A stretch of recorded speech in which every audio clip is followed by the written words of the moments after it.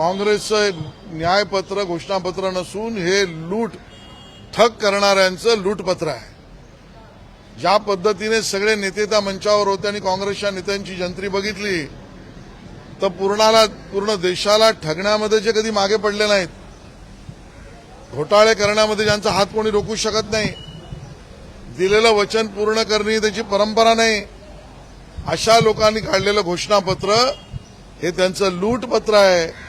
आणि म्हणून घोषणा सुद्धा काय, गॅस सिलेंडर स्वस्त करू, पण तुमच्या स्वतःच्या निवडून आलेल्या राज्यांमध्ये कर्नाटक ते हिमाचल यामध्ये 5 रुपयाने तरी पेट्रोल स्वस्त केलेत का?